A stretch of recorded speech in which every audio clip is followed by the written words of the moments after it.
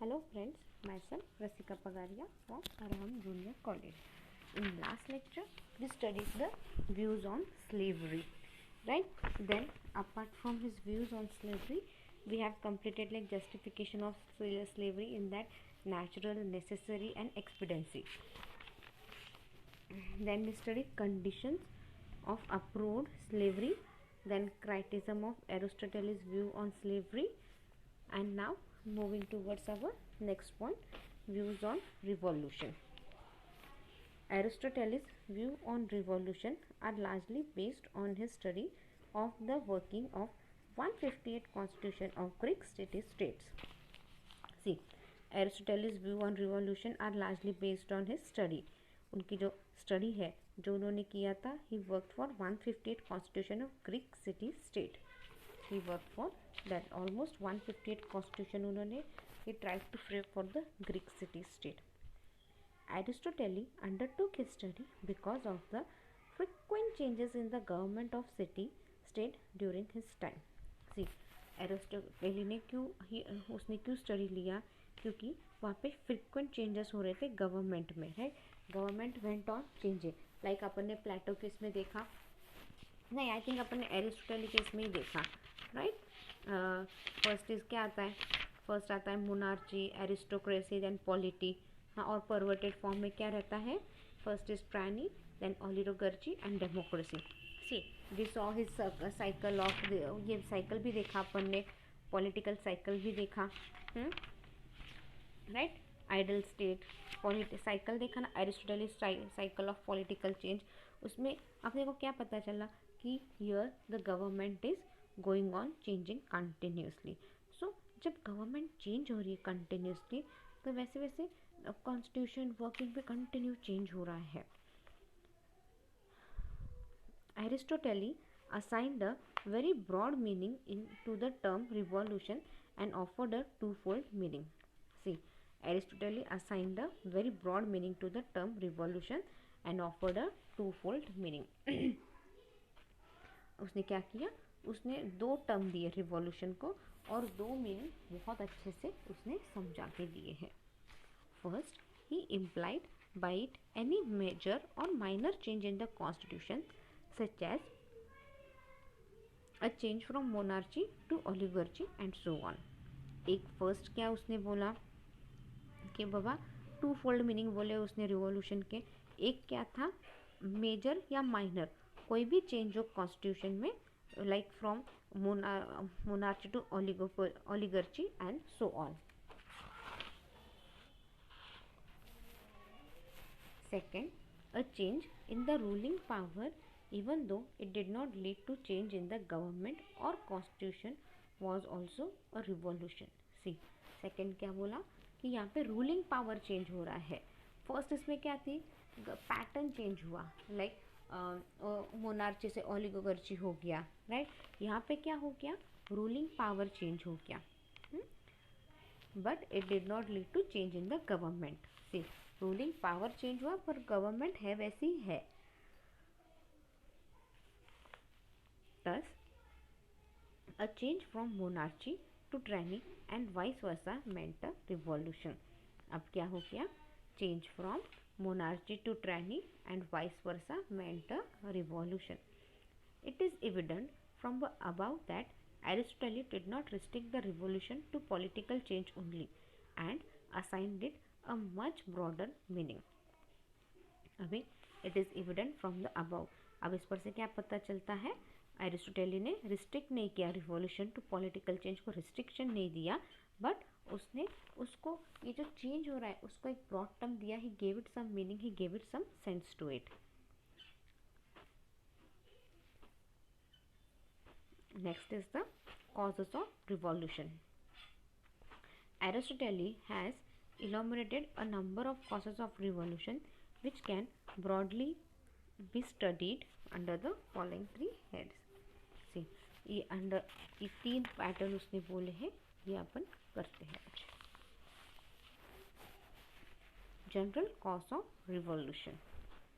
One of the major general cause of revolution according to Aristotle is the natural desire of people to be treated as equal. एक रहता है, एक revolution का major cause क्या रहता है कि बाबा हर किसी को अपन इक्वली ट्रीट करें, right. what Aristotle is telling here is पापा कि everyone should be treated equally, like हम लोग ही सब में से भेदभाव करेंगे, अरे he belongs to slave class, he belongs to that class and all, तो क्या होगा, क्या अच्छे से कुछ होगा, नहीं होगा। तो it could be a major cause of revolution, अगर according to Aristotle is the natural desire of people to be treated as equal. They always envy the privilege and superior position of the few and want to do away with the existing system. See, सबको क्या चाहिए, privileges चाहिए। Privileges मतलब सुविधा, सुख सुविधा चाहिए सबको, right. And superior position, and everyone wants the superior position. But हर किसी को सुपीरियर पोजीशन मिल सकती है क्या, नहीं। Everyone cannot get this superior position and want to do away with the existing system, और सिस्टम में कुछ ना कुछ तो चेंज लाना ही रहता है। Accordingly to Sinclair, since justice and friendship are the moral basic of the state, injustice and ill will are the most prominent cause of discontent and instability. See, according to Sinclair, what he says कि justice and friendship are the moral basis of the state. Justice and friendship क्या है, ये दोनों moral है। Justice चाहिए, ज़रूरी है, और सबको अच्छे से रहना है, एज इन एक दूसरे के भलाई के लिए करना है, ये क्या है, this are the moral basis of the state. Injustice and ill will are the most prominent cause of discontent and instability. अगर हर सब किसी को अच्छे से जस्टिस और फ्रेंडशिप रहेगा तो क्या रहेगा, सब कुछ अच्छे से चलेगा, everything would go on smoothly in the state and everyone will be happy. But ऐसे होता है क्या, हाँ ऐसे होता है नहीं।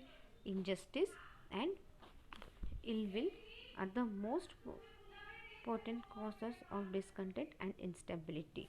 इनजस्टिस क्या है, ये इनजस्टिस ये एक कॉज है जिसकी वजह से स्टेट में डिसकंटेंट एंड इंस्टेबिलिटी हो सकती है। The absence of proportionate equality of a fair deal lead to lack of justice and split the city into fraction. See, the absence of proportionate equality of the fair deal. हर किसी को fair deal मिलता है क्या, नहीं मिलता। सबको fair deal मिलता है नहीं, किसी ना किसी के साथ injustice होती ही है। This leads to lack of injustice and split the city into fraction.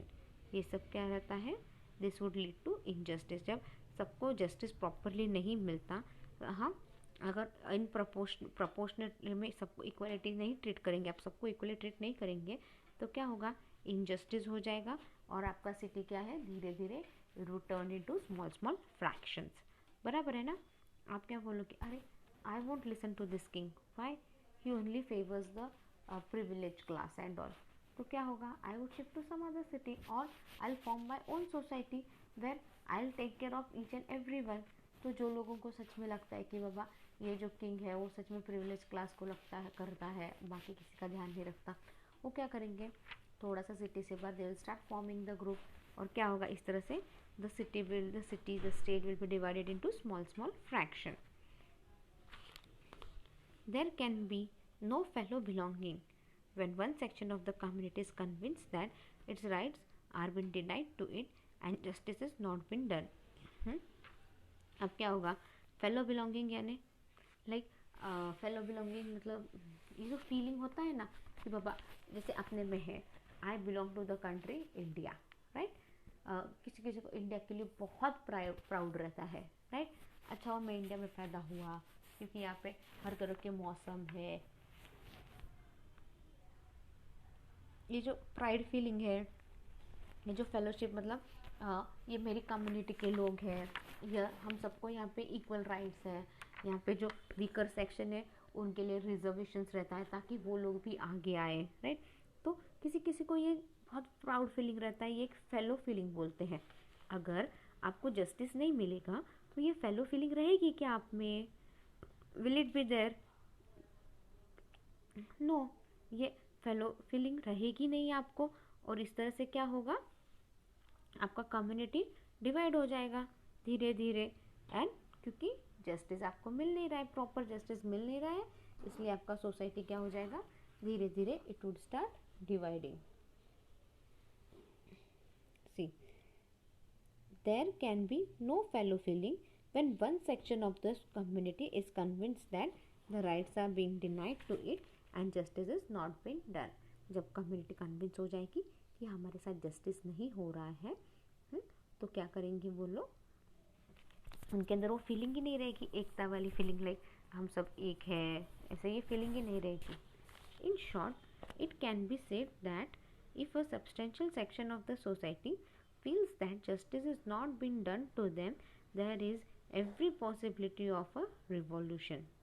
in short, अगर क्या बोल रहे हैं अपन, in short, it can be said that if the अगर ये सेक्शन, अगर सोसाइटी को ये फीलिंग आ गया क्या है कि पापा हमको जस्टिस नहीं मिलता है, वहाँ पे पॉसिबिलिटी ऑफ रिवॉल्यूशन भी हो सकता है, वहाँ पे चेंजेस भी बहुत कुछ आ सकते हैं, बहुत कुछ कायदे कानून भी चेंज हो सकते हैं।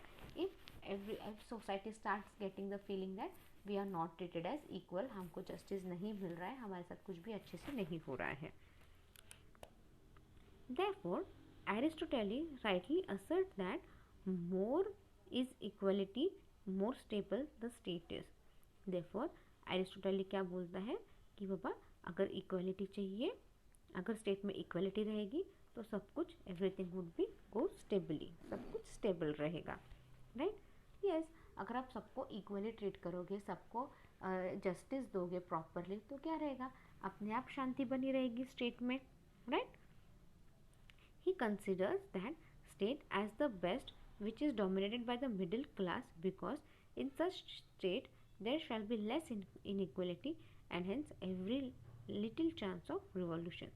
अभी स्टेट को अगर आपको अच्छे से चलाना है, एरिस्टोटल क्या बोल रहे हैं यहाँ पे, अगर आपको स्टेट अच्छे से चलाना है तो पावर आप मिडिल क्लास के हाथ में दो। क्यों? मिडिल क्लास क्या करेगा, वो लाइक अपर क्लास है उसका भी ध्यान रखेगा, और जो नीचे क्लास है, जो आर्टिसंस वगैरह है, उनका भी ध्यान रखेगा, राइट। और ऐसा ही रहा, अगर ऐसा सच में ऐसे रहा तो धीरे धीरे क्या होगी, इनइक्वालिटी कम हो जाएगी, एंड हेंस बहुत ज़्यादा कम चांसेस है कि रिवॉल्यूशन होगा। बराबर है ना, क्योंकि सबको प्रॉपर जस्टिस मिल रहा है, सबको प्रॉपर जस्टिस मिल रहा है, एवरीवन इज ट्रीटेड इक्वली, तो रिवॉल्यूशन होने का चांसेस ही कम है यहाँ पे, क्योंकि सब कुछ खुश है, क्योंकि एवरीवन इज हैप्पी ना, all the citizen living there are happy, so everything would be going in a proper smooth way and the chances of revolution are very little here now।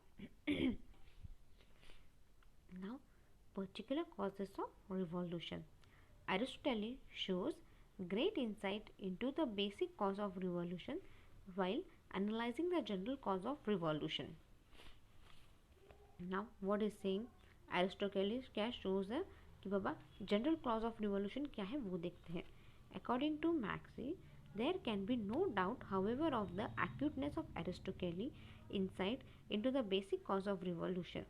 Max से क्या बोलता है, कोई doubt नहीं है कि acuteness, like छोटे छोटे पॉइंट्स का है ना, एरिस्टोटल ने leads to basic cause of revolution. Aristotle ने वो छोटे छोटे पॉइंट्स भी ध्यान रखे हैं जिससे रिवॉल्यूशन हो सकता है। वन और more of the factor enumerated by him will be found to have been among the provoking force of virtual every political revolution of which history has any record। अभी one or the most of the factor, one or more of the factor ये क्या है, उसने provoke किए हैं, उसने देखे हैं कि कुछ फैक्टर्स प्रोवोक होते हैं जिससे पॉलिटिकल रिवॉल्यूशन होता है, और ये अपने हिस्ट्री में मार्क भी किया हुआ है। Among the particular clause of revolution, Aristotle has enumerated the following। Aristotle ने कुछ clauses अपने को दिए हैं properly। See first, demand for social, political and economic equality with that in authority, while those who are in power want to acquire more privileges। See, demand for social, political and economic equality with that in authority, like आपको social, political power चाहिए तभी equality रहेगी, और उतनी authority भी चाहिए। अब ये पावर किसके पास है? जिनके पास पावर है उनके पास मोर प्रिविलेजेस है। This bound to result in revolution. Like आपके पास सब कुछ है, इससे क्या होगा? रिवॉल्यूशन होने के चांसेस है, क्योंकि आपके पास पावर भी है, अथॉरिटी भी है, सब कुछ है। This is bound to result in revolution. Grants of undue prominence to some people are restrained by the people, and they mobilize the public opinion, which poses serious threat to the unity and solidity of the state. Grants of undue prominences to some people, like upon grants देते हैं, like Baba if you belong to rich class you will get this grants, like छूट देते हैं, ज़्यादा कुछ gifts देते हैं, हम सुख सुविधा ज़्यादा देते हैं। इससे क्या होगा? देयर इज़ अ रिवॉल्यूशन होने के चांसेस है, क्योंकि ऐसे यूनिटी वगैरह सब स्कैटर्ड हो सकती है। Grant of absolute power to one or few individual is bound to be restrained by those who are deprived of the power. See, grant of absolute power to one or few individuals. See, एक क्या कुछ लोगों के हाथ में power दे दिया तो भी क्या होता है? बाकी सबको तो कोई पावर नहीं मिलता। They are deprived of the power. This lead to tyranny of the few against the vast majority, and ultimately paves the way for revolution. अब क्या होगा? This leads to tyranny of few. अभी tyranny आ गया, जिसके हाथ में, कुछ लोगों के हाथ में, एक के हाथ में पावर है, और उसने started doing corruption and all. Misuse of authority by those in power and attitude of defame and disgrace adopted towards the opponents is disdained and is likely to promote the spirit of revolution. अब misuse of authority, अभी जिनके पास power है वो misuse करते हैं और उनका attitude ही बदल जाता है। वो बस जो उनके फ़ायदे के लिए वो प्रमोट करते हैं, और ये सारी चीज़ें क्या रहती है? This all leads to the promotion of the revolution. ये सारे रिवॉल्यूशन को एक राह दे देते हैं। Disappropriate increase of any part territorial, social, economic और अदरवाइज ऑफ द स्टेट। अभी क्या होता है? अपन जिस एरिया में रह रहे हैं, सी if my father is a corporate, तो वो जो एरिया में रह रहे हैं वो अपने उनके घर के आजू बाजू का एरिया क्या करेंगे? ही मेक श्योर कि बाबा he develops that area very properly. अभी उनके रिश्तेदार के एरिया, उनके आसपास के एरिया वो उतना ही डेवलप करेंगे अच्छे से, है। बाकी अगर डेवलप नहीं किया तो क्या होगा? It would lead to a revolution. बराबर है ना? सबको अच्छे से डेवलप चाहिए ना, अपने आजू बाजू सबको साफ़ सफाई चाहिए, सबको क्लीनिनेस चाहिए, सब चाहिए। तो क्या होगा? एक पार्ट डेवलप होगा और एक पार्ट नहीं होगा तो क्या होगा? It leads to discontent. An attempt on the part of those guilds of wrong deeds to conceal their action creates great dissatisfaction and resentment among the people once these misdeeds are exposed. See, अभी wrong words, wrong deed, wrong action आप कुछ भी करते हो तो it would lead to a dissatisfaction among the people and this would misdeed हो जाता है। The resentment finds outlet in revolt for the overthrow of this people. The resentment क्या होता है? Finds outlet in the revolt for the overthrow of this people. The use of unscrupulous method in election for capture of power leaves bitter taste, and the people are bound to retaliate at the earliest available opportunity for the fraud played on them. See, अब क्या हो रहा है? The use of गलत method से आप election करोगे power लेने के लिए, हाँ, तो क्या होगा? लोगों में पीपल विल बी हैप्पी नहीं, this would bound to an fraud word को जन्म देगा ये। अब गलत तरीका हम यूज़ कर रहे हो, गलत तरीके से इलेक्शन में जीत रहे हो, तो all this would lead to a fraud, और फ्रॉड हुआ तो क्या हुआ? अच्छी बात है क्या फ्रॉड करना? नहीं, this would lead to discontent among the people. Careless admission of corrupt and disloyal officers to evil and military forces can generate revolution. See, careless admission of corrupt and disloyal officer. अभी आप आपके रोज़ के activity administration है office में, जो civil work कर रहे हैं, मिलिट्री पोस्ट पे हैं, अगर जो करप्ट ऑफिसर है जो गलत काम कर रहे हैं, गलत तरीके से अंदर आ गए, एडमिशन ले लिया, उन अगर आप गलत लोग उधर लोगे तो क्या होगा, but obviously it would lead to a revolution. The rivalry among members of various races living in a state lead to incompatibility interest and is bound to have serious repercussion. See, अभी members अलग अलग cast के members रहते हैं society में, अगर वो members में अपन डिस्क्रिमिनेट करना चालू कर देंगे, लाइक बाबा you belong to this class, you belong to this class, इससे क्या होगा, हर किसी के मन में क्या होगा, गलत भावना जागृत होती है एंड इससे सीरियस प्रॉब्लम हो सकती है स्टेट में. Excessive and irrational use of force is dangerous in so far as people may tolerate it for some time, but ultimately they are bound to rise against the authority. See, अगर आप बहुत ज़्यादा irrational use of force, अगर आपके पास power है और आप उस पावर का गलत मतलब निकाल रहे हो, गलत यूज़ कर रहे हो, हाँ, जिससे लोगों को तकलीफ हो रही है, तो क्या है, एक लिमिट तक लोग सहन करेंगे, राइट. आफ्टर दैट क्या होगा, दे वुड, वो सीधा अल्टीमेटली वो अथॉरिटी चेंज कर देंगे, वो रिवॉल्ट करेंगे and they'll make sure he doesn't come into power once again, right. जैसे अपने यहाँ पे लॉकडाउन वगैरह हुआ था अभी राइट नाउ, लॉकडाउन में क्या था, फर्स्ट लॉकडाउन, सेकेंड लॉकडाउन तक people were really they were scared, right. शांति से सब लोग घर पे बैठे. थर्ड लॉकडाउन में क्या हुआ, धीरे धीरे थोड़ा थोड़ा करके लोग बाहर आने लगे. अब लॉकडाउन बोला तो anyone is going to follow that lockdown, no, right, क्योंकि लोग बहुत ज़्यादा अभी इरिटेट हो गए इन सब चीज़ों से. तो सेम थिंग यहाँ पे भी हुआ है. Dynastic quarrels also pave the way for revolution because the different claims come to be supported by different fraction. Excuse me. See, अगर बहुत ज़्यादा कॉरल वगैरह हो गया तो क्या होगा, it would lead to revolution because हर किसी को अलग अलग सपोर्ट चाहिए. Those in power are so deeply involve in the intrigues that they can not pay sufficient attention to the interest of the people. अगर आप आजू बाजू कॉरल में ही सारा इंटरेस्ट, उधर ही आपका ध्यान जाएगा, तो आप रोज के कामों में इंटरेस्ट कब लोगे, लोगों की जो छोटी मोटी प्रॉब्लम्स है उस पर इंटरेस्ट कब लोगे, उन लोगों का ध्यान कब रखोगे.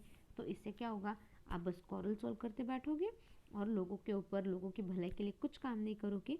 इससे क्या होगा, ultimately it would result in the revolution. The neglect of minor changes can sometime assume serious dimensions and accumulate in revolution.